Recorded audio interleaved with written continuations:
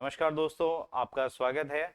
और आज से हम स्टार्ट करने वाले हैं कंप्यूटर अनुदेशक के जो बेसिक कंप्यूटर इंस्ट्रक्टर है उसका सिलेबस हम पढ़ेंगे। आपका फंडामेंटल ऑफ कंप्यूटर, इसमें क्या आता है, नंबर सिस्टम है, अर्थमेटिक ऑपरेशंस है, introduction to various category of computer languages, computer की जितनी भी लैंग्वेजेस हैं, जितनी कैटेगरीज हैं, उनका इंट्रोडक्शन है, functional details of input and output devices. तो सबसे पहले बात करते हैं कंप्यूटर का इंट्रोडक्शन। कंप्यूटर क्या है? तो कंप्यूटर क्या है? एक इलेक्ट्रॉनिक डिवाइस है, commonly operated machine, particularly used for technical education and research. इसका फुल फॉर्म होता है, एक इलेक्ट्रॉनिक यंत्र है जो उपयोगकर्ता से डाटा एवं निर्देशों को इनपुट के रूप में प्राप्त कर एक प्रक्रिया के उपरांत सूचना के रूप में आउटपुट प्रदान करता है। कंप्यूटर क्या करता है? कंप्यूटर क्या करेगा? आपसे इनपुट लेता है, जैसे आपने क्या किया, आपसे इनपुट लेगा टू टू, इसको प्रोसेस किया 2+2 और आपको आउटपुट दे दिया 4। ये जो चीजें हैं इनको हम क्या बोलते हैं? डेटा, या इसको कहते हैं आंकड़े, रॉ फैक्ट्स, फिगर्स। देखिए हिंदी और इंग्लिश दोनों मिक्स करके मैं चलूंगा, तो इनको क्या कहेंगे? डेटा, आंकड़े, मतलब कच्चा माल ये है हमारा। अब इस पर प्रक्रिया क्या हुई? ये प्रोसेस हो गई, इसको जोड़ना, इसको कहते हैं प्रक्रिया। प्रक्रिया हुई, अब डेटा पे एक प्रोसेस हुई, प्रक्रिया मतलब उसको जोड़ना है, दोनों को जोड़ के अब जो आउटपुट आया इसको हम क्या कहेंगे? सूचना कहेंगे।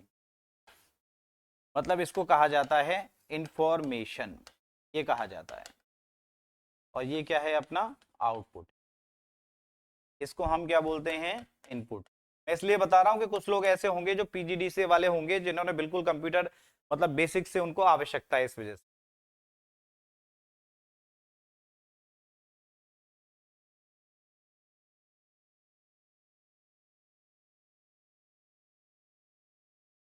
तो कुछ लोग इसमें क्या है, कंप्यूटर वाले ऐसे भी होंगे जो बिल्कुल जीरो लेवल से स्टार्ट करेंगे, इसलिए मैंने ये काम किया है।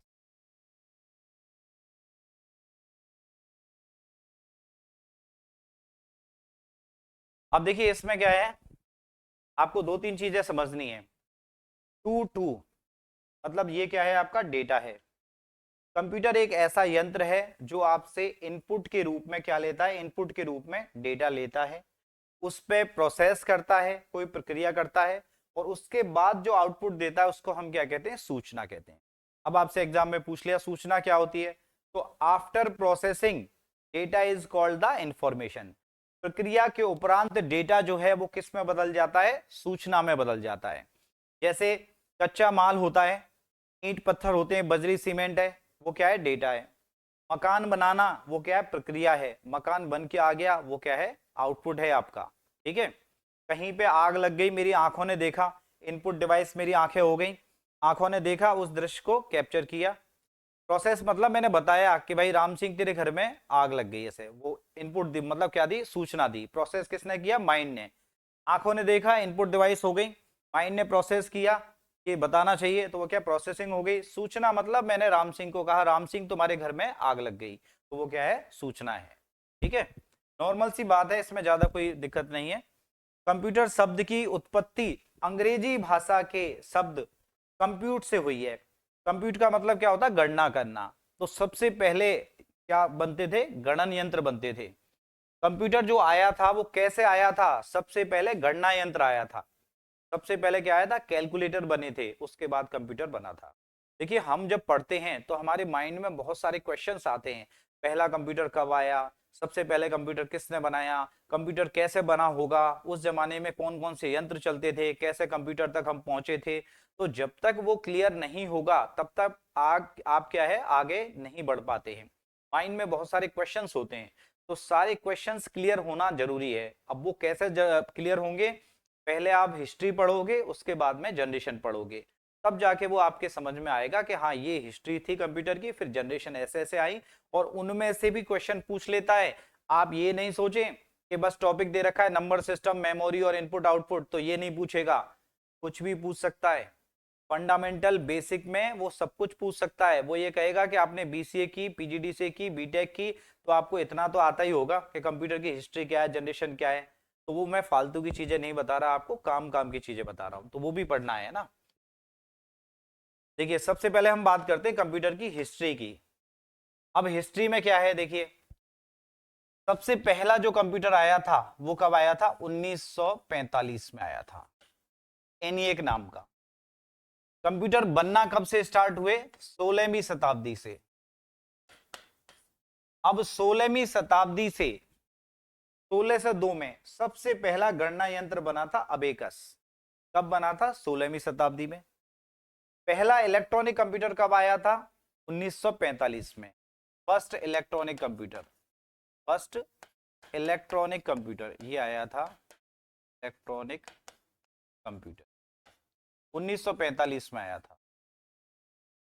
अब आप सोचो क्या आया था, इसका नाम था एनिएक, ये था। तो 16वीं शताब्दी से सबसे पहले गणन यंत्र बनने लगे थे, और पहला कंप्यूटर कब आया था, 1945 में। इस पूरे बीच के समय को क्या कहा जाता है, हिस्ट्री ऑफ कंप्यूटर कहा जाता है, कंप्यूटर का इतिहास कहा जाता है। इतिहास जैसे कहते हैं ना कि ये चीज बनी तो उसका इतिहास क्या है, ये महल बना तो इसका इतिहास क्या है। उसके बाद 1945 से लेके 2026 तक कंप्यूटर के क्षेत्र में जो भी डेवलपमेंट हुआ उसको कंप्यूटर की जनरेशन कहा जाता है। हिस्ट्री में और जनरेशन में अंतर क्या है, जब पहला गणन यंत्र बना ये अबेकस, तब से फिर क्या है, पहले मैकेनिकल डिवाइस बनी, फिर इलेक्ट्रॉनिक बनी, ऐसे धीरे धीरे धीरे धीरे कैलकुलेटर बने। इस तरीके से यहां तक हम पहले कंप्यूटर पे कैसे पहुंचे वो इसकी हिस्ट्री है। और जब पहला कंप्यूटर बन गया और उससे लेके आज तक कंप्यूटर के क्षेत्र में क्या विकास हुआ उसे हम कंप्यूटर की पीढ़ियां कहते हैं। जैसे हम कहते हैं हमारे दादाजी के टाइम पे मारुति 800 चलती थी, उसके बाद में डिजायर आई, उसके बाद में फिर ब्रीजा आ गई, वो आ गई। पहले जमाने में सिक्के चला करते थे, अब जमाने में ये हो गया 500 के 2000 के नोट बंद हो गए, ये हो गया वो हो गया। इस तरीके से 1945 से लेके 2026 तक कंप्यूटर के क्षेत्र में जो भी डेवलपमेंट हुआ, विकास हुआ, उसे कंप्यूटर की पीढ़ियां कहा जाता है, जनरेशन। उसको 5 पीढ़ियों में बांटा गया है, generation first second third fourth fifth, ठीक है ना। और अभी हम कौन सी पीढ़ी में है, 5वीं पीढ़ी में चल रहे हैं, ठीक है। पहली पीढ़ी में कंप्यूटर में वैक्यूम ट्यूब होता था, दूसरी में ट्रांजिस्टर होता था, तीसरी में आईसी चली, चौथी में प्रोसेसर चला, 5वीं में अब भी सुपर लार्ज स्केल जो प्रोसेसर हैं वो हाई प्रोसेसर चल रहे हैं, वो चल रहे हैं। तो सबसे पहले हम बात करेंगे किसकी, कि सबसे पहले कंप्यूटर कैसे स्टार्ट हुआ। तो देखो सबसे पहला जो यंत्र है वो था अबेकस। ये सबसे पहला गणन यंत्र कौन सा था, अबेकस। कब आया, 1602 में। 1602 में सर्वप्रथम अबेकस नामक यंत्र से गणन यंत्रों की शुरुआत हुई। उस जमाने में कोई कंप्यूटर वंप्यूटर कुछ नहीं होता था, तो सबसे पहले क्या बना, अबेकस बना। अब अबेकस होता कैसा था, ऐसा होता था इस तरीके से, इसमें बीड्स होते थे ऐसे ही, इस तरीके से इकाई दहाई सैकड़ा ऐसे आज नापते हैं ना, 1 10 100, तो ऐसे क्या है, इसमें गुटके टाइप के होते थे लकड़ी के, और उनसे हम क्या करते थे, गणना करते थे। पहले कोई कंप्यूटर नहीं था, कोई कैलकुलेटर नहीं था, ऐसे अबेकस चलता था। अबेकस प्रथम गणन यंत्र था। एग्जाम में क्वेश्चन पूछा जाता है, बहुत सारे कंपटीशन एग्जाम में भी पूछा जाता है कि फर्स्ट जो आपका कैलकुलेटिंग डिवाइस थी वो कौन सी थी, अबेकस थी। अबेकस का आविष्कार 1602 में कहां हुआ, चीन में हुआ, चाइना में, ठीक है। अबेकस का आविष्कार किसने किया, टिम क्रेमर ने किया। अबेकस ग्रीक भाषा के अबेक्स शब्द से बनाए, किससे बना, ग्रीक भाषा के अबेक्स शब्द से। और अबेक्स का मतलब क्या होता है, कैलकुलेटिंग बोर्ड, मतलब गणन बोर्ड, गणन बोर्ड शब्द से ये बना है। और इसका मतलब क्या होता है, गणन बोर्ड, ठीक है ना, ये मतलब होता है इसका।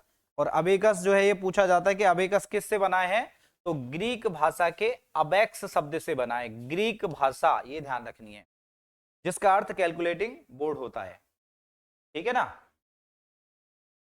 अबेकस का जापानी नाम क्या है, सारोबन है। क्या नाम है, सारोबन।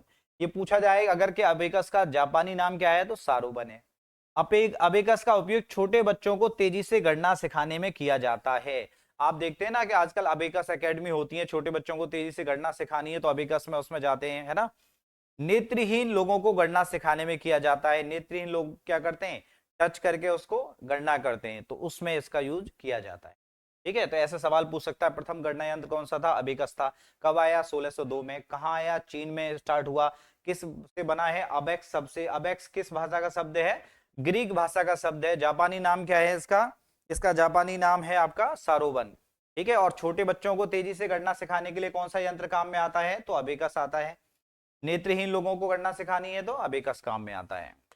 इसके बाद में 1600 के बाद में, 1602 के बाद में फिर क्या आया, 1617 में।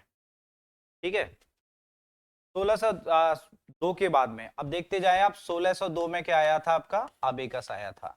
उसके बाद में 1617, ये क्या आया, 1617 में नेपियर बोन्स।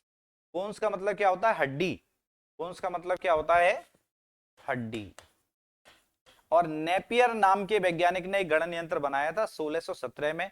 स्कॉटलैंड के एक मैथमेटिशियन थे जॉन नेपियर।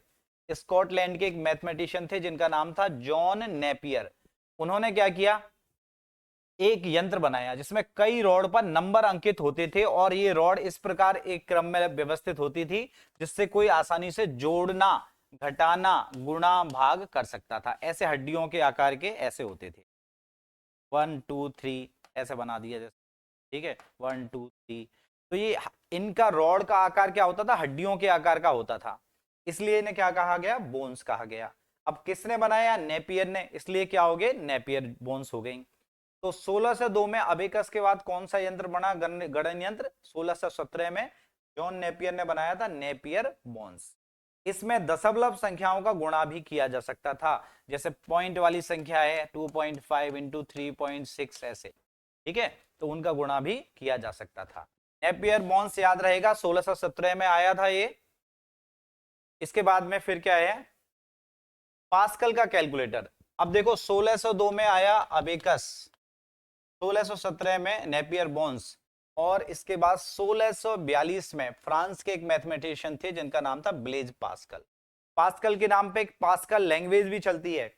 एक गणन यंत्र का आविष्कार किया। अब इसमें क्वेश्चन क्या पूछता है, पास्कल का कैलकुलेटर, पास्कलाइन और अर्थमेटिक इंजन और एडिंग मशीन, ये सब पास्कल के कैलकुलेटर के अलग अलग नाम हैं। ब्लेज पास्कल द्वारा बनाए गए यंत्र का दूसरा नाम क्या है, पास्कल का कैलकुलेटर।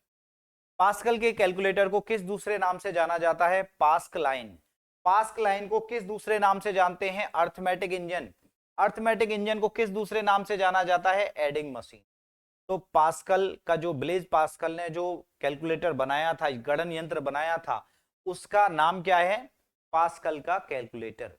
पास्कलाइन, अर्थमेटिक इंजन और एडिंग मशीन, क्या नाम है, पास्कल का कैलकुलेटर, पास्कलाइन, अर्थमेटिक इंजन और एडिंग मशीन।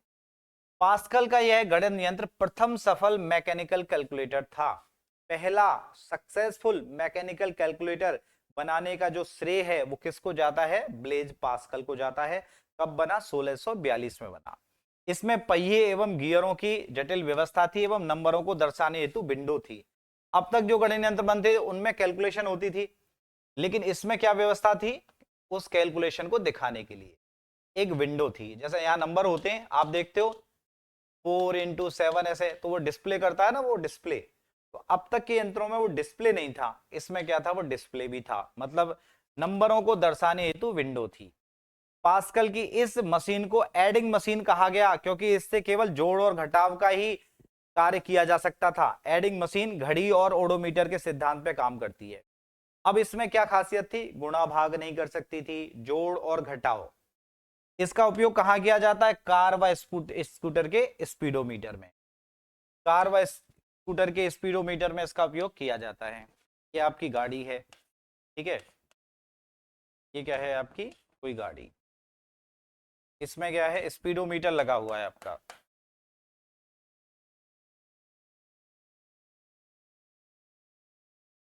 यहां पे एक कांटा चल रहा है, ये स्पीडोमीटर है आपका। गाड़ी चल रही है 80 पे, ठीक है। अब क्या है, यहाँ पे गाड़ी चल रही है, अब ऑडोमीटर में क्या दिखा रहा है, 1 किलोमीटर। फिर आप थोड़ा आगे चले, किलोमीटर हो गए 2, फिर हो गए आपके 10 किलोमीटर, ऐसे किलोमीटर बढ़ते रहते हैं। तो वो एडिंग मशीन, मतलब आगे बढ़ रहे हैं किलोमीटर, तो ये पीछे बढ़ रहे हैं। जोड़ना या घटाना, पहिया पीछे फिर आया तो कम हो गए, आगे फिर गया पहिया तो क्या हो गए, ज्यादा हो गए। तो जोड़ना घटाना कर सकते हैं। तो वो ऑडो स्पीडोमीटर में कौन सी मशीन काम करती थी, पास्कल की जो मशीन थी, केवल जोड़ना घटाना वाला काम करते थे। घड़ी में इधर जा रही है, पीछे आ रही है, गुणा भाग नहीं होता था उसमें।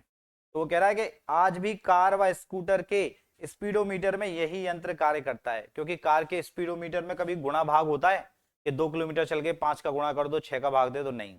केवल क्या होता है, आगे बढ़ता है तो ऐड होता है, प्लस होता है, पीछे पहिया घूमा तो माइनस होता है। तो पास्कल का जो ये यंत्र है वो आजकल क्या है, स्पीडोमीटर में भी काम में आता है। क्या क्या नाम है इसके, पास्कल का calculator, Pascaline, arithmetic engine, adding machine. कि इसके बाद में फिर क्या आता है, ये आपका पास्कल का कैलकुलेटर हो गया। उसके बाद में फिर आता है स्टेप्ड रेकोनर। 1671 में जर्मन गणितज्ञ थे, जर्मन क्या थे, mathematician, Gottfried Lebanese.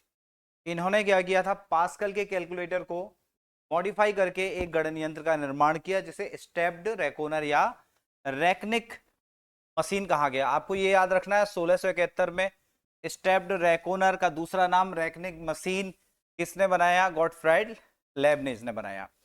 Digital mechanical calculator था, अंकों के जोड़ व बाकी के अलावा क्या कर सकता था, गुणा भाग कर सकता था।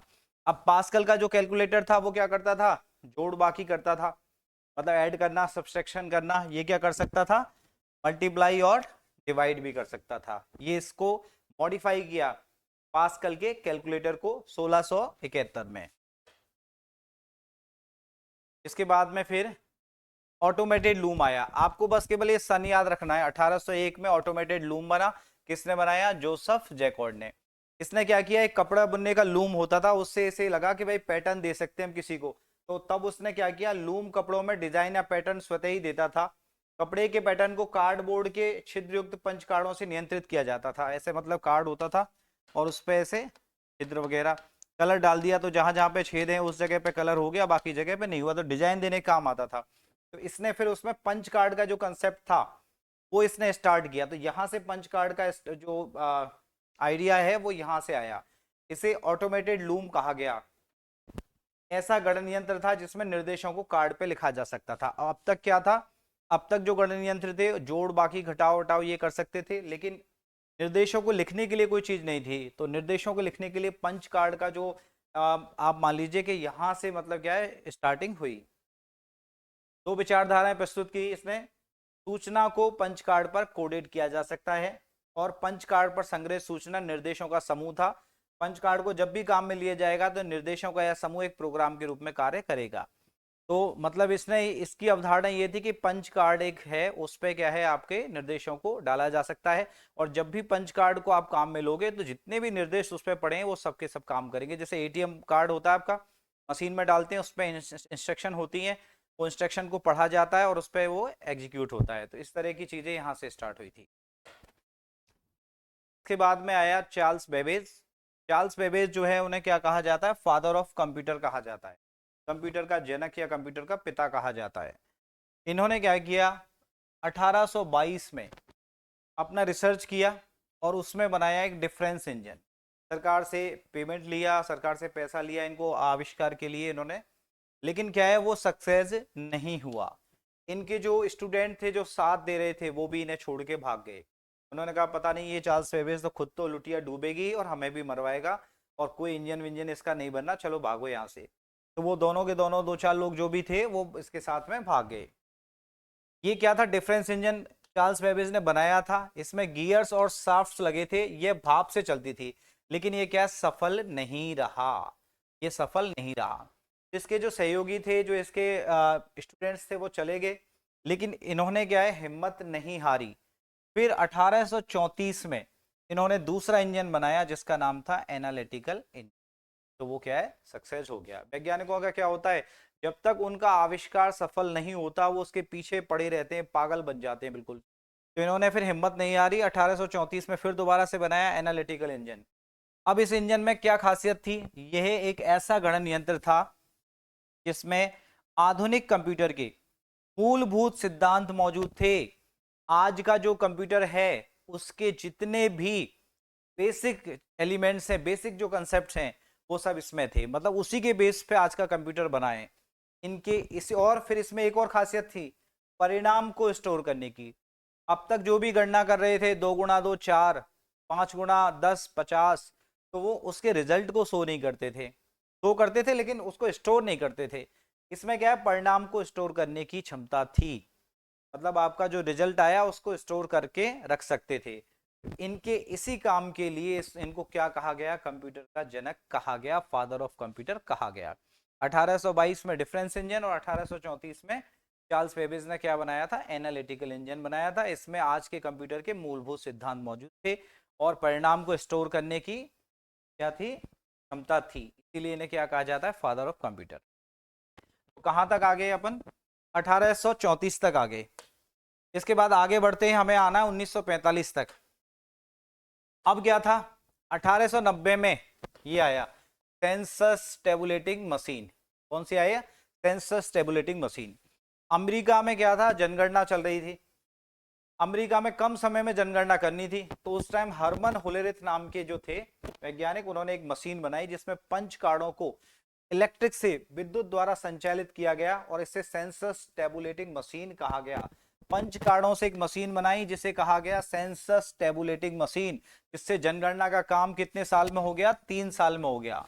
ठीक है, हरमन हुलेरिथ को पंच कार्ड का जनक कहा जाता है। पहली मशीन ऐसी बनी जो बिजली से चलती थी, विद्युत से चलती थी। अब तक कैसे थे, मैकेनिकल वगैरह वैसे थे। अब ये कैसी आ गई, बिजली से चलने वाली आ गई। ठीक है, 1896 में हरमन होलेरेथ ने पंच कार्ड बनाने की एक कंपनी खोली जिसका नाम था टेबुलेटिंग मशीन। जब इसे लगा कि पंच कार्ड की मेरी सेंसस टेबुलेटिंग मशीन जो है, पंच कार्ड वाली, पंच कार्ड लगा के उसमें काम करते हैं, तो वो सक्सेस हुई। तो इन्होंने पंच कार्ड बनाने की एक कंपनी खोली जिसका नाम था टेबुलेटिंग मशीन। 1911 में एक अन्य कंपनी के साथ विलय हुआ और इसका परिवर्तित नाम कंप्यूटर टेबुलेटिंग रिकॉर्डिंग कंपनी हो। फिर क्या हो गया, टेबुलेटिंग मशीन कंपनी से क्या हो गया, टेबुलेटिंग रिकॉर्डिंग कंपनी हो गया। उसके बाद 1924 में, 1896 में तो ही हुआ, 1890 में उसका आविष्कार हुआ पंच कार्ड का, इन्होंने किया। उसके बाद में फिर क्या, 1896 में कंपनी बना ली टेबुलेटिंग मशीन। 1911 में फिर नाम हो गया कंपनी का टेबुलेटिंग रिकॉर्डिंग कंपनी। उसके बाद 1924 में इस कंपनी का नाम पुनः परिवर्तित होकर इंटरनेशनल बिजनेस मशीन क्या हो गया, आईबीएम।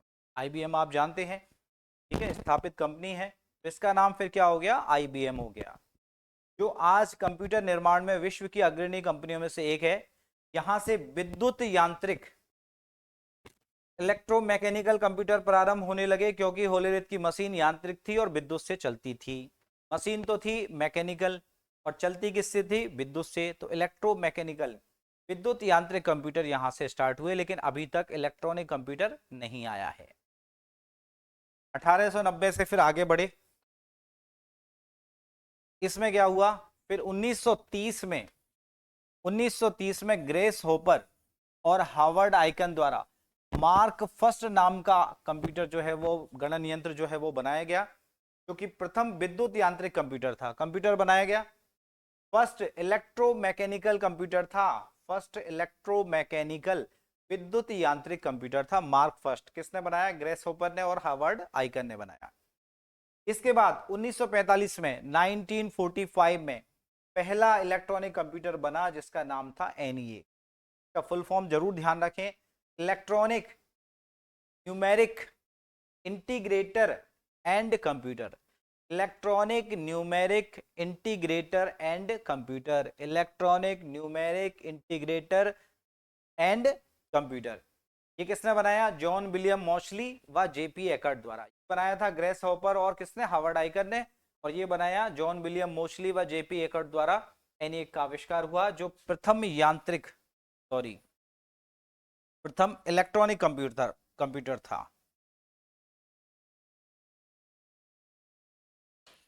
पहला इलेक्ट्रॉनिक कंप्यूटर था ये। कैसा था, पहला इलेक्ट्रॉनिक कंप्यूटर था। ठीक है ना, फर्स्ट इलेक्ट्रॉनिक कंप्यूटर कौन सा था आपका, एनईए। ठीक है, तो यहां से इस तरीके से हम यहां से यहां तक ये आए। देखिए आप इस तरीके से याद रखिए इसको। 1602 में आया अबेकस, 1617 में स्टेप ड्रैकोनर, फिर उसके बाद 1671 में क्या आया आपका, सॉरी 1642 में आपका आया ब्लेज पास्कल का, 1671 में आपका आया था कौन सा, स्टेप ड्रैकोनर, और इसमें आया था नेपियर बॉन्स का।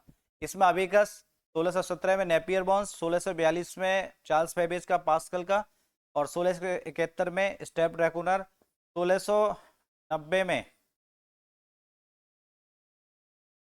1671 के बाद में फिर क्या आया था, 1690 में ऑटोमेटेड लूम आ गया।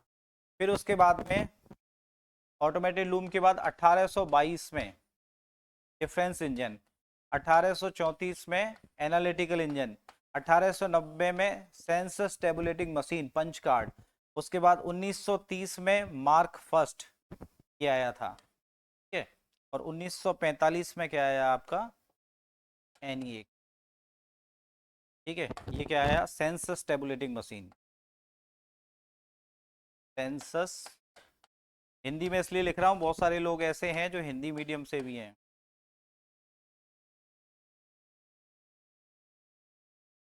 1834 में क्या आया एनालिटिकल इंजन। थोड़ा सा हिंदी वाला को ये लगता है ना कि हाँ हम हिंदी में भी लिख रहे हैं, इसमें क्या आया डिफरेंस इंजन।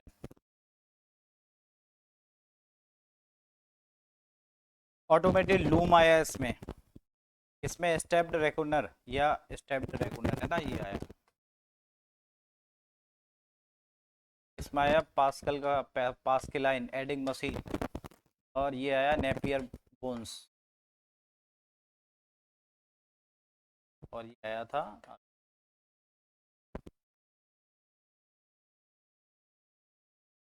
इस तरीके से हम इसको याद कर सकते हैं, कोई ज़्यादा मुश्किल बड़ी बात नहीं है, इसको आसानी से याद रख सकते हैं, आगे भी काम आता है। अब देखिए अब बात करते हैं भारत में कंप्यूटर कब आया। भारत में प्रथम कंप्यूटर इंग्लैंड की बीटीएम कंपनी से लाया गया। बड़ी इंटरेस्टिंग कहानी है। 1955 में 1955 दिसंबर 1954 तक भारत के पास कोई कंप्यूटर नहीं था, ना खुद का ना बाहर का कहीं का। 1945 में कंप्यूटर बन गया था कौन सा एनईए। अब क्या है भारत के पास कोई कंप्यूटर नहीं 1954 तक। तो भारत में क्या था, एक आपके जो स्टैटिक्स वाले जो थे ना महालनोबिस और डॉक्टर होमी जहांगीर भाभा, तो भाभा और महालनोबिस कहीं बैठे हुए थे, उन्होंने कहा कि यार ऐसा है कि वर्ल्ड में कंप्यूटर आ गया और इंडिया में कंप्यूटर है नहीं किसी के पास में, तो अपन कहीं से एक कंप्यूटर मंगाते हैं अपने यहाँ काम में आएगा। तो इन्होंने क्या किया, बात की, तो लेकिन इन्होंने क्या है कि कहीं कंप्यूटर मिला नहीं, तो इन्होंने फिर क्या किया बीटीएम कंपनी से बात की इंग्लैंड की कि भाई ये कंपनी जो थी ये कंप्यूटर बनाती थी, ब्रिटिश टेबुलेटिंग मशीन कंपनी। दिसंबर 1954 में बात की कि भाई हमें कोई कंप्यूटर दे दो। तो तब वहां पे क्या है इन्होंने रॉय और मुखर्जी नाम के दो आदमियों को भेजा दिसंबर 1954 में। कहां पे भेजा, इंग्लैंड की बीटीएम कंपनी में, कि आप कंप्यूटर चलाना सीख के आओ। पहले क्या आता था कंप्यूटर दे तो देते थे, उन्होंने कहा चलाना वलाना हम नहीं सिखाएंगे, आदमी भेजो। तो वो आदमी भेजे दो रॉय और मुखर्जी दिसंबर 1954 में, और उनसे कहा गया कि जाओ इंग्लैंड की बीटीएम कंपनी से कंप्यूटर परचेज करके लाओ और 2 4 5 6 महीने वहां पे सीखना उसको कैसे ऑपरेट करते हैं, कैसे क्या काम करते हैं। तो वहां से आयात करके रॉय और मुखर्जी नाम के वैज्ञानिकों द्वारा लाया गया, और उसको जुलाई 1955 में भारतीय सांख्यिकी संस्थान Indian statistical institute of Kolkata में स्थापित किया गया, क्योंकि महालनोबिस जो थे वो स्टैटिक्स के क्या है जनक माने जाते हैं सांख्यिकी के। तो वो उस अपनी संस्था में वहां पे उन्होंने लगवाया, जिससे आंकड़े वांकड़ों को उनको यूज करने में काम करने में आसानी हो, ठीक है। तो पहला कंप्यूटर कहां से लाया गया, BTM company British tableting machine England से आयात करके लाया गया, और 1955 जुलाई 1955 में कहा लगा इंडियन स्टैटिकल इंस्टीट्यूट कोलकाता, भारतीय सांख्यिकी संस्थान कोलकाता में स्थापित किया गया, और उसका नाम था HEC2M, Hollerith electronic computer model 2, Hollerith electronic computer model 2 ये था। अब भारत ने खुद ने अपना कंप्यूटर जो बनाया था मेन फ्रेम कंप्यूटर बनाया था टिफरेक नाम का। सिद्धार्थ कंप्यूटर जो है ये भारत का सबसे पहला बनाया गया माइक्रो कंप्यूटर है। आप नेट पे डालोगे, गूगल पे डालोगे तो अलग अलग कंफ्यूजन होगा, कहीं टिफरेक आएगा, कहीं सिद्धार्थ आएगा। सिद्धार्थ कंप्यूटर एग्जाम में सही माना गया और सिद्धार्थ जो है वो माइक्रो कंप्यूटर है, ये मेन फ्रेम कंप्यूटर है। तो अगर पूछा जाए भारत ने सबसे पहला कंप्यूटर कौन सा बनाया तो सिद्धार्थ आता है, वो माइक्रो कंप्यूटर में। पर्सनल कंप्यूटर जो हम यूज करते हैं ये मेन फ्रेम कंप्यूटर।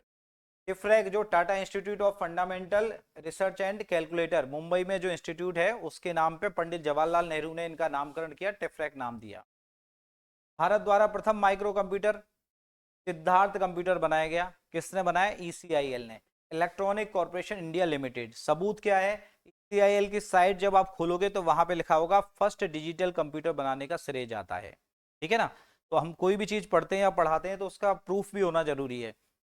तो पहला माइक्रो कंप्यूटर कौन सा है? सिद्धार्थ है। और भारत में पहला कंप्यूटर कहाँ लगाया गया? जुलाई 1955 में लगाया गया। कहाँ पे? भारतीय सांख्यिकी संस्थान कोलकाता में। इसके बाद में आती है कंप्यूटर की पीढ़ियां। देखिए मेन चीजें आप पढ़ लीजिए, आपको ऐसा लगे ना कि ये सब तो हमें आता है तो कोई बात नहीं, थोड़ी थोड़ी सी चीजें, इंपॉर्टेंट चीजों पे हम ध्यान दे लेते। 1945 से लेके और 2026 तक कंप्यूटर के क्षेत्र में जो भी विकास हुए उसे हम क्या कहते हैं? कंप्यूटर की जनरेशंस कहते हैं। अगर आपको ऐसा लगे किसी स्टूडेंट को कि भाई मुझे तो क्या है नोट्स मिल जाएं काम की चीज तो मैं इनको पढ़ लूं, तो वो मुझे कांटेक्ट कर सकते हैं, नंबर इसमें दे रखा है। अगर नहीं भी होगा तो कमेंट करेंगे इसमें, तो मैं नंबर उनको दे दूंगा, नोट्स प्रोवाइड करवा देंगे। तो 1945 से 54 तक, 1945 से लेके 54 तक कंप्यूटर के क्षेत्र में जो भी डेवलपमेंट हुआ उसे हम फर्स्ट जनरेशन कहते हैं। 55 से 64 तक कंप्यूटर के क्षेत्र में जो भी डेवलपमेंट हुआ सेकंड जनरेशन। 1965 से 74 तक थर्ड जनरेशन। 1975 से लेके 90 तक जो भी डेवलपमेंट हुआ फोर्थ जनरेशन। उसके बाद 91 से लेके अब तक वो फिफ्थ जनरेशन, सबसे लंबी जनरेशन यही है। पहली पीढ़ी के कंप्यूटर में क्या होता था? मुख्य हार्डवेयर भाग क्या होता था? वैक्यूम ट्यूब होता था। वैक्यूम ट्यूब क्या होती थी? साइज में बड़ी होती थी और जल्दी से हीट पकड़ जाती थी, गर्म हो जाती थी जल्दी से, तो कंप्यूटर के ब्लास्ट होने का खतरा रहता था। कंप्यूटर पहली पीढ़ी में अलमारी के साइज के हुआ करते थे, बहुत बड़े बड़े, क्योंकि वैक्यूम ट्यूब मुख्य भाग था। अब वैक्यूम ट्यूब जो है वो मुख्य भाग था कंप्यूटर हार्डवेयर का, तो वैक्यूम ट्यूब का साइज ज्यादा था तो कंप्यूटर का साइज भी ज्यादा होता था, अलमारी के आकार के होते थे। दूसरी जनरेशन में क्या हुआ? फिर ट्रांजिस्टर से बनाने लगे, ट्रांजिस्टर लगाने लगे। ट्रांजिस्टर का साइज जो है वो क्या था? इससे कम था और जल्दी से गर्म नहीं होता था। तीसरी पीढ़ी में आईसी लगाने लगे। एक आईसी जो है वो 2300 ट्रांजिस्टर के बराबर थी। अब आप लगाओ 2300 ट्रांजिस्टर, इतना सारा स्पेस लेंगे, एक आईसी इतना में काम कर देगी।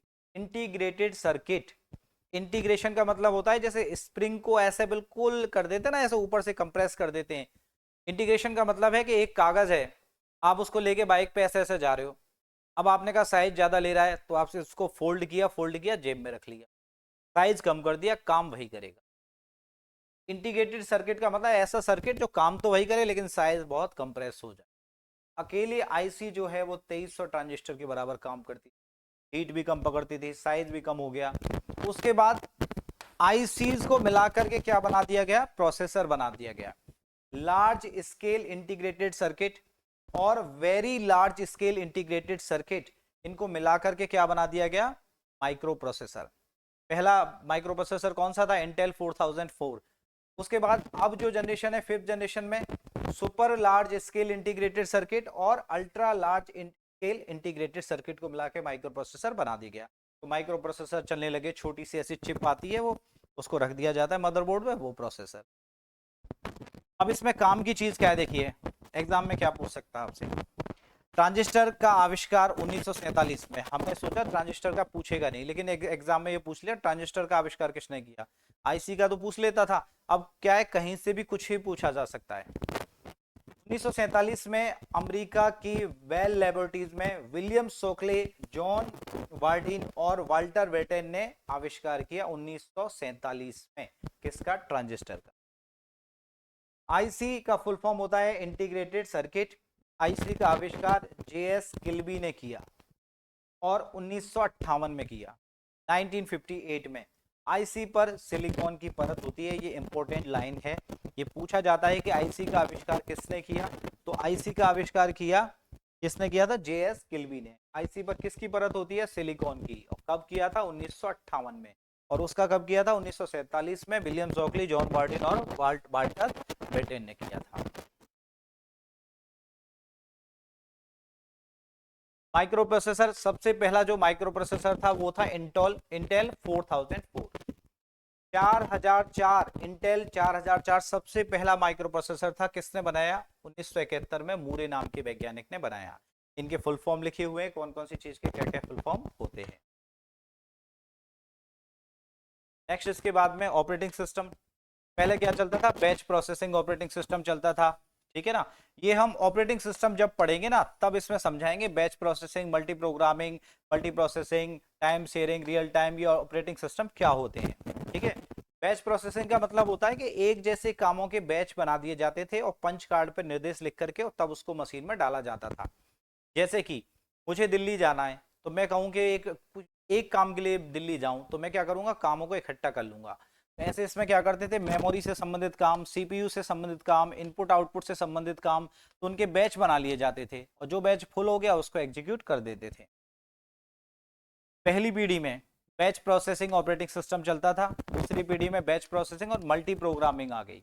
तीसरी पीढ़ी में remote processing, time sharing, multi programming. चौथी में डिस्ट्रीब्यूटेड और नेटवर्क, और इसमें क्या, distributed network, multitasking, real time. पहली पीढ़ी में मशीन भाषा चलती थी, मतलब सब कुछ जो दिया जाता था वो 0101 में दिया जाता था। आज के जमाने में जैसे आप लिखोगे 2+2, वहां लिखते थे 2 की बाइनरी 10, फिर क्या करते थे उसके 1001 प्लस को भी 10, सब कुछ 0101 में लिखा जाता था, क्योंकि मशीन जो है वो केवल 01 ही समझती है। और मशीन भाषा का दूसरा नाम क्या होता है, बाइनरी भाषा। इसको भी आपके फंडामेंटल में पार्ट है कंप्यूटर लैंग्वेज, तो उस टॉपिक में इसको क्लियरली पूरा पढ़ेंगे। दूसरी में फिर क्या है, असेंबली भाषा चलती थी। उच्च स्तरीय भाषा जो है वो थर्ड से स्टार्ट हुई थी, यहाँ से बस केवल इनका स्टार्टिंग था, यहाँ से चलने लगी थी। असेंबली भाषा यूज की जाती थी। थर्ड में हाई लेवल लैंग्वेज, फोर्थ में हाई लेवल लैंग्वेज और फिफ्थ में हाई लेवल लैंग्वेज। इस मशीन लैंग्वेज को क्या कहा जाता है, लो लेवल लैंग्वेज, मतलब ये इसका दूसरा नाम होता है या निम्न स्तरीय भाषा, निम्न स्तरीय भाषा, ठीक है। या फिर क्या कहा जाता है इसको, बाइनरी भाषा के नाम होते हैं। मशीन भाषा को किस दूसरे नाम से जाना जाता है, बाइनरी भाषा। बाइनरी को किस दूसरे नाम से जाना जाता है, निम्न, ठीक है। ये इसके बाद में मेमोरी जो चलती थी, ये आपकी कोई ज़्यादा काम की चीज़ नहीं है। पहले मैग्नेटिक ड्रम चला करते थे, फिर मैग्नेटिक कोर टेक्नोलॉजी आई। जैसे प्राइमरी मेमोरी में आज रैम है, उस टाइम पे क्या था, मैग्नेटिक ड्रम थी, मैग्नेटिक कोर टेक्नोलॉजी थी, सेमीकंडक्टर मेमोरी थी। आज जैसे हार्ड डिस्क है तो उस जगह पे क्या था, ड्रम मेमोरी चलती थी, है ना, पंच कार्ड यूज किए जाते थे। इसके बाद में आता है सीपीयू। फुल फॉर्म याद होनी चाहिए, सेंट्रल प्रोसेसिंग यूनिट। माइक्रोचिप है जो सिलिकॉन से बनी होती है। कंप्यूटर का क्या कहा जाता है, इसको मस्तिष्क कहा जाता है। आप लोग ये मत सोचना कि अभी ऐसी ऐसी चीजें चलेंगी, लेकिन फंडामेंटल है तो इसलिए फंडामेंटल को फंडामेंटल के तरीके से ही पढ़ाया जा रहा है, बिल्कुल आसान तरीके से। उसके बाद धीरे धीरे धीरे धीरे कॉम्प्लेक्सिटी बढ़ेगी। कंप्यूटर का मस्तिष्क कहा जाता है। सीपीयू कंप्यूटर का सबसे महत्वपूर्ण भाग होता है, इसके द्वारा सभी प्रकार के निर्देशों को लोड, इंटरप्रेट तथा एग्जीक्यूट किया जाता है। अब ये आपका क्या है, इनपुट हो गया, ये आपकी क्या है, सेकेंडरी स्टोरेज, ये प्राइमरी स्टोरेज। यहाँ पे सीयू कंट्रोल यूनिट और ये क्या है, एएलयू। इनके फुल फॉर्म पूछे जाते हैं। एएलयू का फुल फॉर्म क्या है, अर्थमेटिक एंड लॉजिकल यूनिट। मतलब जितने भी अर्थमेटिक कैलकुलेशन के जोड़ घटाना वटाना जो कुछ भी काम होंगे, लॉजिकल इफ एल्स वाले काम सब कहाँ होंगे, यहाँ पे। कंट्रोल यूनिट क्या करेगी, कंट्रोल सिग्नल भेजेगी, क्या करना है क्या नहीं करना है। ये रैम है, ये हार्ड डिस्क है, और ये पूरा पार्ट आपका ये हो गया। इनपुट दिया, इसने काम किया और आउटपुट यहाँ चला गया। अब बात कर लेते हैं बूटिंग की। बूटिंग एक इंपॉर्टेंट टॉपिक है, इसके क्वेश्चंस भी पूछे गए हैं, इसलिए इसकी बात कर रहे हैं। देखिए बूटिंग में होता क्या है, ये हमारा क्या है, कंप्यूटर है, मॉनिटर है। अब लोग सोचते हैं कि जैसे ही हम इसका बटन ऑन करते हैं तो हमारी ये डेस्कटॉप वाली स्क्रीन जो है वो क्यों नहीं आती है। काफी देर तक ये विंडोज लिखा आता है, ऐसे टिक टिक टिक टिक ये करता रहता है, और इसको होने के बाद में तब जाके हमारी डेस्कटॉप स्क्रीन आती है। तो अब इसको समझिए, इसमें क्या होता है कि हमारा जो कंप्यूटर को चलाने वाला जो पूरा जो मॉनिटरिंग करने वाला जो सिस्टम है वो कौन सा होता है, हमारा system software operating system Windows. कौन सा होता है, विंडोज होता है। यहाँ पे कंप्यूटर में जितना भी कुछ भी काम होता है वो सब कहाँ होगा, रैम में होगा, क्योंकि इसे क्या कहा जाता है, मेन मेमोरी कहा जाता है। Main memory. आपके सॉन्ग्स जैसे यहाँ पे पड़े हुए हैं, आपने क्लिक किया, कहाँ आके चलेंगे, रैम में आके चलेंगे। आपकी कोई मूवी पड़ी हुई है, आपने डबल क्लिक किया, कहाँ आके चलेगी, रैम में चलेगी। MS वर्ड का सॉफ्टवेयर है, आपने क्लिक किया, कहाँ आके चलेगा, रैम में चलेगा। सॉन्ग्स पे क्लिक किया, वो यहाँ आके चलेंगे। मूवी पे क्लिक किया, यहाँ आके रन होगी। वर्ड किया, यहाँ आके, एक बार में जो भी प्रोग्राम ओपन होते हैं वो सब कहाँ होते हैं, रैम में होते हैं। इनको मॉनिटर कौन करता है, विंडोज करेगा, ऑपरेटिंग सिस्टम। विंडोज कहाँ पड़ा है, यहाँ पे। यहाँ पे विंडोज को क्यों नहीं डाल सकते, क्योंकि यहाँ पे जो डेटा होगा प्राइमरी मेमोरी में, वो लाइट जब तक है तब तक तो ऑफ वो स्टोर है। लाइट जैसे ही ऑफ हुई वो सारा मैटर यहाँ का जो है वो उड़ जाता है। टेम्परेरी मेमोरी है। यहाँ पे जो कुछ भी है वो लाइट जाने के बाद में भी रहता है। तो हमारा ऑपरेटिंग सिस्टम कहाँ रहता है, सेकेंडरी मेमोरी पे। लेकिन जैसे ही हम कंप्यूटर को ऑन करते हैं, काम सब कहाँ चल रहे हैं, यहाँ पे। हमारी सड़क बन रही है यहाँ पे, और ठेकेदार कहाँ है, यहाँ पे। तो जैसे ही बटन ऑन होगा, ठेकेदार यहाँ से उठ करके लोड होके कहाँ जाएगा, यहाँ से लोड होके प्राइमरी मेमोरी में जाता है। और जितना टाइम इस विंडोज को यहाँ से यहाँ तक लोड होने के लिए लगता है, उतने टाइम तक यूजर ये ना सोचे कि कंप्यूटर हैंग हो गया है। उसको ऐसे ये दिखाया जाता है, टिक टिक टिक टिक, विंडोज इज लोडिंग। और इसी को हम क्या कहते हैं, बूटिंग करना कहते हैं, और ये टाइम इसमें लगता है। अगर ये विंडोज ऑपरेटिंग सिस्टम लोड होकर रैम में यहाँ नहीं गया, यहाँ से लोड नहीं हुआ, तो होगा क्या, यहाँ जितने भी काम चले उनको मैनेज कौन करेगा। आप ये मान के चलिए, स्कूल का जो प्रिंसिपल है, स्कूल का जो प्रिंसिपल है वो तो यहाँ पे है, और स्कूल के बच्चे कहाँ पे हैं, बच्चे इस जगह पे हैं। अब जैसे ही बटन ऑन होगा, प्रिंसिपल साहब लोड होके कहाँ जाएंगे, यहाँ पे, इस क्लास में, यहाँ पे स्कूल में आएंगे।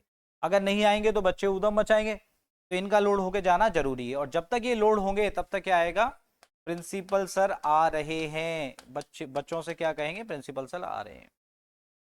तो हमारा जो ऑपरेटिंग सिस्टम है वो द्वितीयक मेमोरी, सेकेंडरी मेमोरी या परमानेंट मेमोरी में पड़ा रहता है। जैसे ही कंप्यूटर का बटन ऑन करते हैं, वो यहाँ से सेकेंडरी मेमोरी से लोड होता है प्राइमरी मेमोरी में, या हार्ड डिस्क से रैम में। और जितने टाइम तक ये लोड होता है उतने टाइम तक यहाँ पे स्क्रीन पे दिखाता है कि ये विंडो जो है वो लोड हो रहा है। जैसी विंडो लोड हो जाएगी उसके बाद आपकी डेस्कटॉप स्क्रीन आ जाएगी और आप काम कर सकते हैं। अब इसकी डेफिनेशन क्या है, बूटिंग एक ऐसी प्रक्रिया है जिसमें ऑपरेटिंग सिस्टम जैसे कि विंडोज अपने आप को स्वयं को लोड करता है, द्वितीयक मेमोरी से प्राथमिक मेमोरी में, या कह लो हार्ड डिस्क से रैम में, या परमानेंट मेमोरी से टेम्परेरी मेमोरी में। बूटिंग एक ऐसी प्रक्रिया है जिसमें ऑपरेटिंग सिस्टम स्वयं को द्वितीयक मेमोरी से प्राथमिक मेमोरी में लोड करता है ताकि कामों को सबको मैनेज कर सके। और इस प्रोसेस को हम क्या कहते हैं, इस प्रोसेस को हम कहते हैं बूटिंग। क्या कहा जाता है इस प्रोसेस को, बूटिंग कहा जाता है। इंग्लिश में अगर हम बात करें तो booting is a process in which operating system load itself from secondary memory to primary memory. Booting is a process in which operating system load itself from secondary memory to primary memory. Booting एक ऐसी प्रक्रिया है जिसमें operating system अपने आप को load करता है सेकेंडरी मेमोरी से प्राइमरी मेमोरी में, और जब तक लोड होता है तब तक ये स्क्रीन पे दिखाता रहता है। जैसे ही लोड हो जाता है फिर आपकी डेस्कटॉप आ जाती है। ठीक है। अब इसमें भी क्या आता है, दो चीजें होती हैं, वार्म बूट और एक होता है कोल्ड बूट। ये है, एक होता है वार्म बूट और एक होता है कोल्ड बूट। अगर आपका सिस्टम चल रहा है और चलते हुए सिस्टम को आपने क्या किया, अगर ऑल्ट कंट्रोल और डिलीट की प्रेस करके उसको दोबारा से रीस्टार्ट कराया, तो उसे कहते हैं वार्म बूट। कभी कभी होता है ना कि आपका सिस्टम रीस्टार्ट मांगता है, बीच में से रनिंग में है और रनिंग को आप फोर्सफुली अगर आप क्या कर रहे हो, रीस्टार्ट कर रहे हो, तो उसे हम क्या कहेंगे, वार्म बूट। बंद पड़ा है कंप्यूटर, उसको आपने ऑन किया तो उसे क्या कहा जाता है, कोल्ड बूट कहा जाता है। ठीक है। आइडियल कंप्यूटर है, बंद है, उसको आपने स्टार्ट किया तो क्या कहा जाएगा, कोल्ड बूट। और अगर रनिंग सिस्टम है, रन हो रहा है, कंप्यूटर चल रहा है, उसको आपने ऑल्ट डिलीट कंट्रोल प्रेस किया और उसको रन कराया, दोबारा से रिबूट कराया तो उसको क्या कहेंगे, वार बूट कहेंगे। अब इसमें क्या होता है, एक सिस्टम होता है बायस, बेसिक इनपुट आउटपुट सिस्टम, जो आपकी रोम चिप पे पड़ा रहता है। ये कंप्यूटर को स्टार्ट कराने के लिए, बूटिंग के लिए आवश्यक होता है। बायस मदरबोर्ड पर स्थित रोम चिप पर रहता है, इसे फर्मवेयर सॉफ्टवेयर कहते हैं। जैसे ही कंप्यूटर को ऑन करोगे, सबसे पहले रोम चिप पर जो बायस पड़ा है, ये फर्मवेयर सॉफ्टवेयर, ये एक्टिवेट होता है। बूटिंग के लिए आवश्यक कौन सा होता है, ये बायस होता है। पोस्ट एक वर्ड है, उसका मतलब होता है पावर ऑन सेल्फ टेस्ट। अब बूटिंग का क्रम क्या होता है, ये क्वेश्चन पूछा गया एग्जाम में। बूटिंग का क्रम क्या होता है, सबसे पहले बायस एक्टिवेट होता है। किस पे होता है बायस, रोम चिप पर। बूटिंग के लिए सबसे पहले क्या होगा, रोम चिप पे जो बायस नाम का फर्मवेयर सॉफ्टवेयर पड़ा है वो एक्टिवेट होगा, बेसिक इनपुट आउटपुट सिस्टम। उसके बाद में perform post power on self test. Computer क्या करेगा, जैसे ही पावर ऑन होगी, सेल्फ टेस्ट मतलब खुद का टेस्ट करेगा, कौन कौन से मेरे इक्विपमेंट वगैरह फाइल वाइल सही है कि नहीं। अदरवाइज दिखा देता है विंडो की ये फाइल करप्ट है, अनेबल टू बूट, ठीक है ना, ऐसे। Load operating system, operating system को लोड किया जाएगा। चेक कॉन्फ़िगरेशन सेटिंग्स, कीबोर्ड जुड़ा है कि नहीं, माउस जुड़ा है कि नहीं, कौन कौन सी चीजें आवश्यक है, वो कॉन्फ़िगरेशंस, वो सेटिंग्स, वो देखी जाती हैं। तो सबसे पहले एक्टिवेट बायोस, फिर पावर ऑन सेल्फ टेस्ट, फिर होता है लोड ऑपरेटिंग सिस्टम, फिर होता है चेक कॉन्फ़िगरेशन सेटिंग। से बूटिंग का सीक्वेंस आ जाता है, 4 दे देते हैं ऑप्शन, बताओ कौन सा सीक्वेंस सही है, ठीक है ना। सबसे पहले एक्टिवेट बायोस, परफॉर्म पोस्ट और लोड ऑपरेटिंग सिस्टम और चेक कॉन्फ़िगरेशन सेटिंग्स आता है, ये है। इसके बाद में हम बात करते हैं कंप्यूटर्स के टाइप्स की बात करते हैं। कंप्यूटर के टाइप कौन कौन से होते हैं, देखिए टाइप ऑफ कंप्यूटर्स। अब बहुत सारे लोग क्या करते हैं, बुक्स में पढ़ते हैं, चैट जीपीटी से देखेंगे, गूगल जेमिनाई से देखेंगे, कहीं जाने की आवश्यकता नहीं है, इसी में आपके समझ में आ जाएगा। मैं बहुत शॉर्ट और बहुत इजी तरीके से पढ़ता भी हूँ, पढ़ाता भी हूँ। कंप्यूटर जो है वो 3 तरीके का होता है, एनालॉग होता है, डिजिटल होता है और हाइब्रिड होता है। हाइब्रिड क्या होता है, एनालॉग और डिजिटल दोनों का मिक्सअप होता है।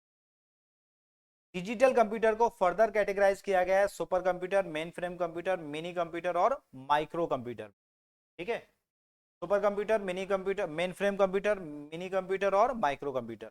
अब ये एनालॉग डिजिटल क्या होते हैं, ये समझते हैं। देखिए एनालॉग कंप्यूटर वे कंप्यूटर जो इनपुट के रूप में लगातार मिलने वाले भौतिक इकाइयों, ताप दाब वेग को मापने के लिए यूज किए जाते हैं, जैसे वोल्टमीटर, स्पीडोमीटर।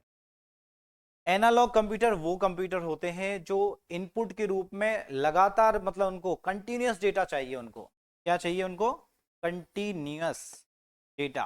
अब कंटिन्यूअस डेटा क्या होता है, इसमें कंटिन्यूअस डेटा नहीं होता है। इसमें क्या होता है, वे कंप्यूटर जो डिजिट्स पे काम करते हैं, आपने डाला 5 7 0 1 ऐसे डाल दिया, तो ये कंटिन्यूअस डेटा नहीं है। आपने 5 प्रेस कर दिया, फिर आप चाय पीने लग गए, फिर आपने 10 प्रेस कर दिया, तो ये कंटिन्यूअस डेटा नहीं है।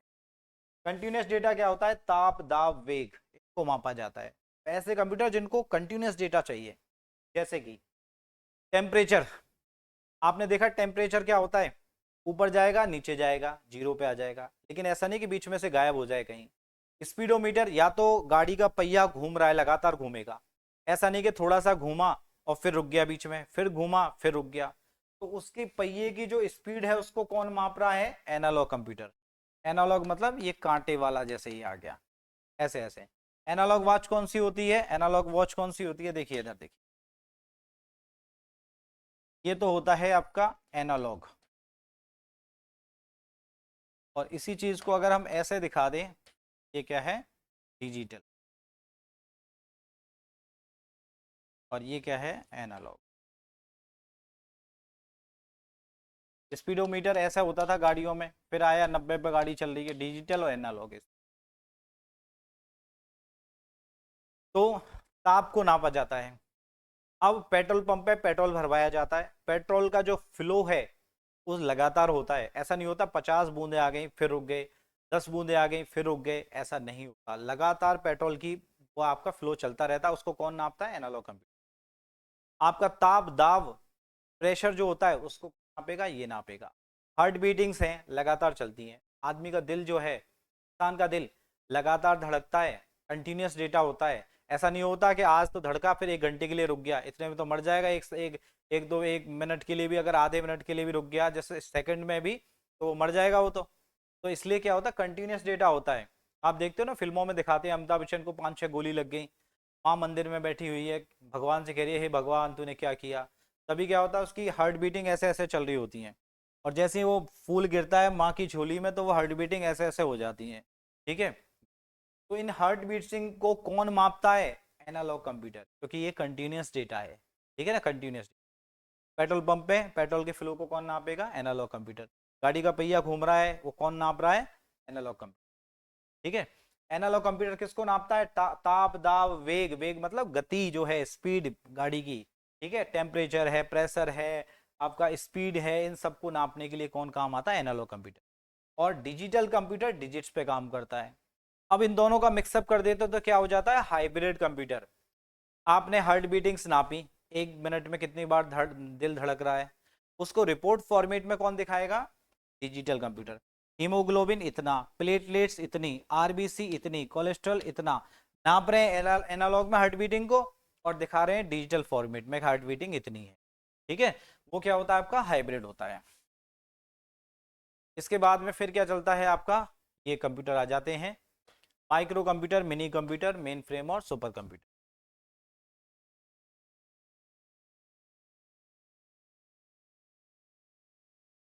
डिजिटल कंप्यूटर जो है आपका, उसको 4 कैटेगरी में कैटेगराइज किया गया है। एक होता है माइक्रो, दूसरा होता है मिनी कंप्यूटर, तीसरा होता है मेन फ्रेम कंप्यूटर। आप कहोगे ये तो बच्चों वाली चीज़ है, लेकिन इसमें भी बड़ी काम की चीज़।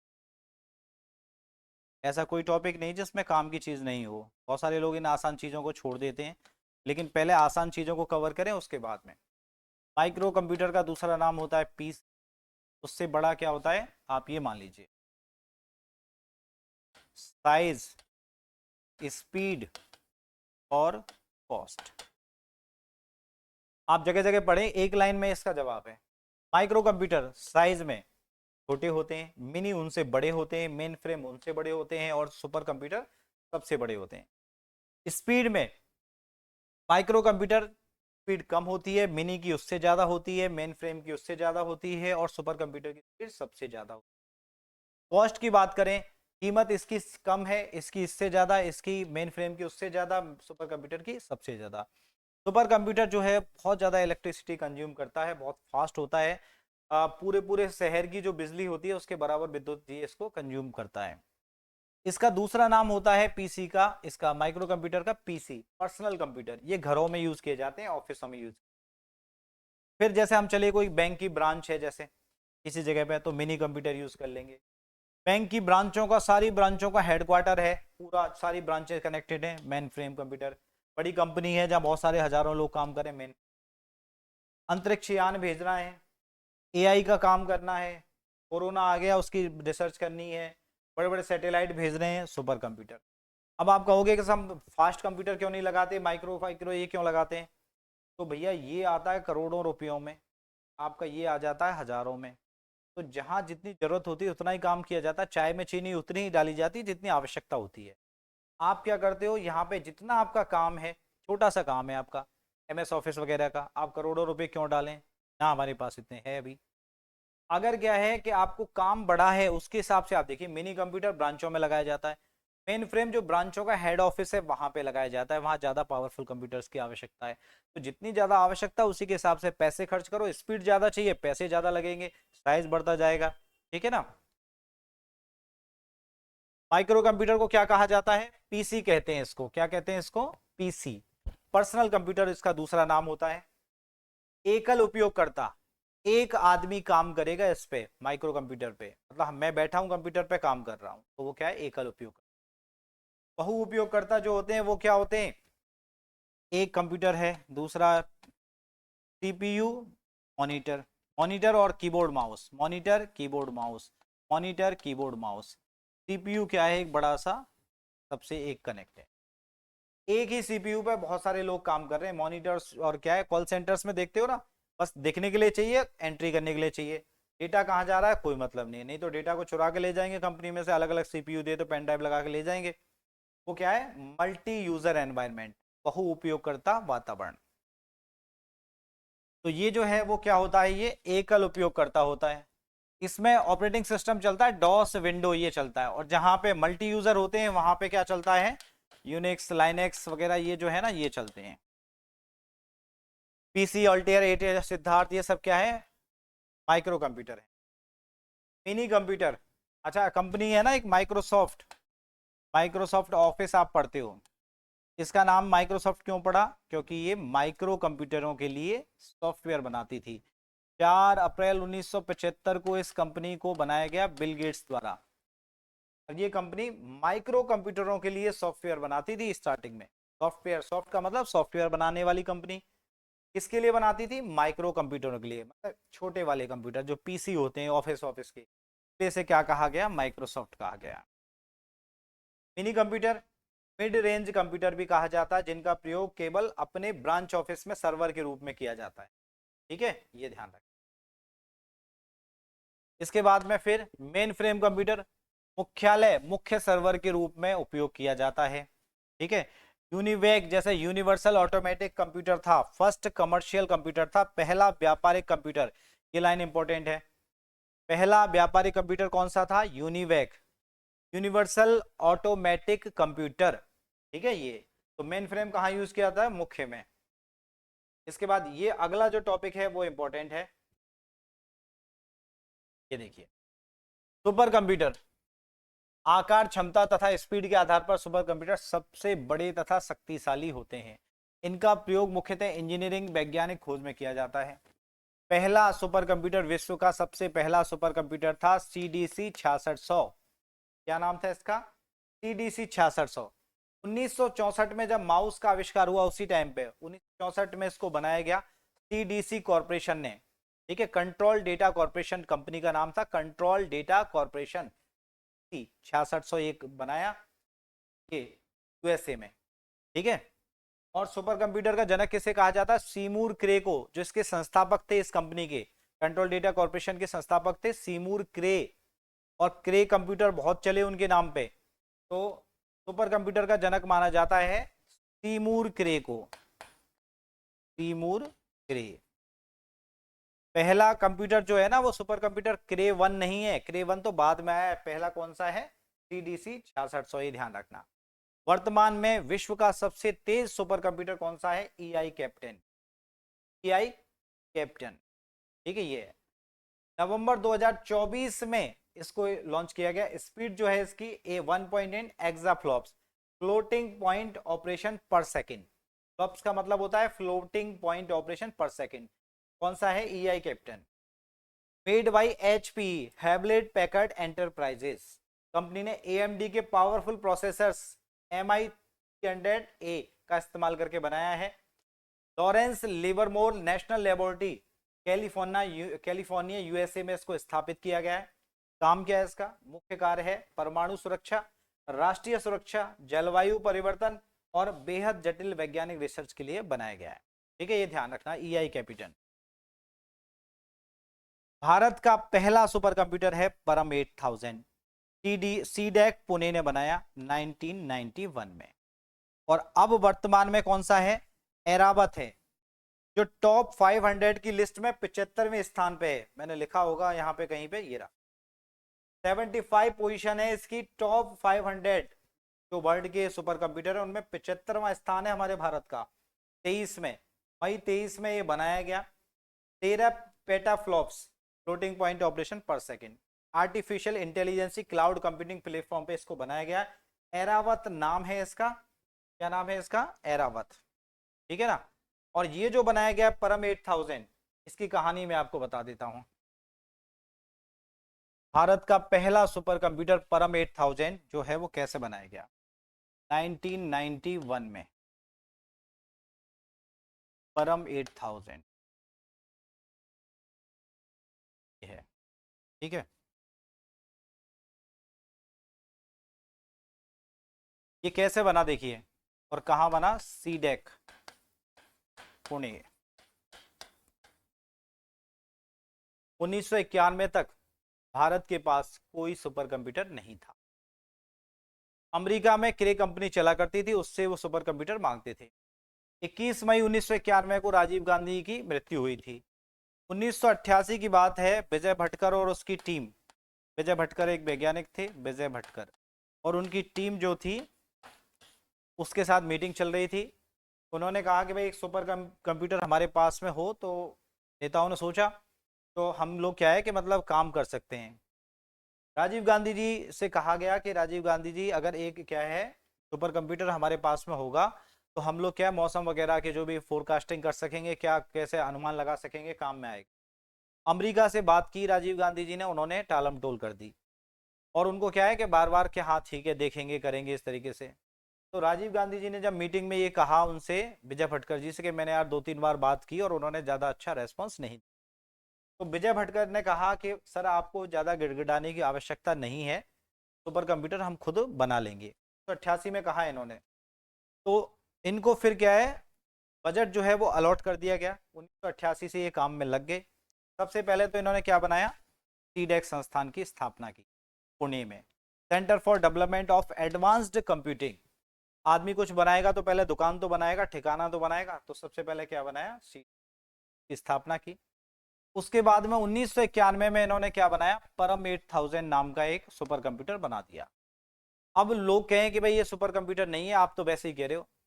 तो पूरे विश्व की एक प्रदर्शनी लगी जिसमें सारे जगह के सुपर कंप्यूटर को ले जाके रखे लोगों ने।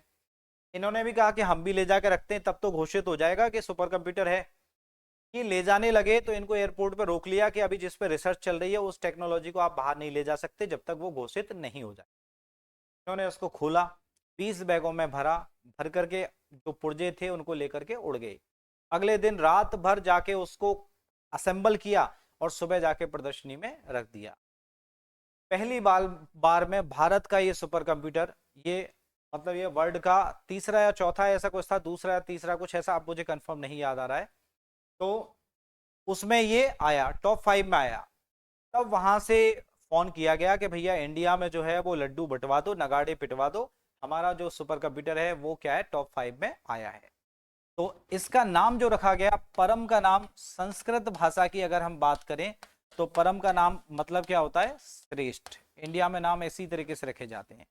और अगर इंग्लिश की बात करें तो परम जो है उसका मतलब होता है पैरेलल मशीन। क्या मतलब होता है इसका, पैरेलल मशीन। ये चीजें आपको बहुत ज्यादा रिसर्च करते हैं तब मिलती हैं ये। तो पैरेलल मशीन, या इसीलिए इसका नाम परम 8000 रखा गया, परम श्रृंखला चली फिर। इसके बाद में कुछ इंपॉर्टेंट इसके फुल फॉर्म्स हैं, जैसे सीडेक का फुल फॉर्म है centre for development of advanced computing, 1988 Pune में इसकी स्थापना हुई। IBM international business machines, Intel का फुल फॉर्म है इंटीग्रेटेड इलेक्ट्रॉनिक्स। हेडक्वार्टर जो है वो Santa Clara California, silicon valley के नाम से जाना जाता है कैलिफोर्निया को। और बेंगलुरु जो है वो हमारे इंडिया में, उसको हमारे यहाँ का सिलिकॉन वैली कहा जाता है। CDC control data corporation, US founder Seymour क्रे।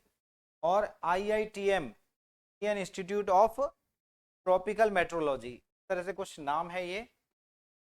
ENIAC का फुल फॉर्म होता है electronic numerical integrated and computer, प्रथम इलेक्ट्रॉनिक कंप्यूटर है ये। ENIAC जो है, ENIAC है electronic numerical integrator and computer. ऐसे भी पूछ लेता है सवाल कि इसका फुल फॉर्म निम्न में से कौन सा है, तो गलत दे देगा 3 और एक सही दे देगा। इसके बाद में फिर है यूनिवेक, यूनिवर्सल ऑटोमेटिक कंप्यूटर, प्रथम व्यापारिक कंप्यूटर था ये, पहला फर्स्ट कमर्शियल, ये क्या था, फर्स्ट कमर्शियल कंप्यूटर था। EDVAC electronic discrete variable automatic computer, electronic discrete variable automatic computer क्या था, एडवेक। और एडसेक का फुल फॉर्म होता है electronic delay storage automatic calculator, यहाँ पे क्या है कैलकुलेटर वर्ड है, electronic delay storage automatic calculator. Channel को लाइक करें, सब्सक्राइब करें, उसको शेयर करें। Thank you very much.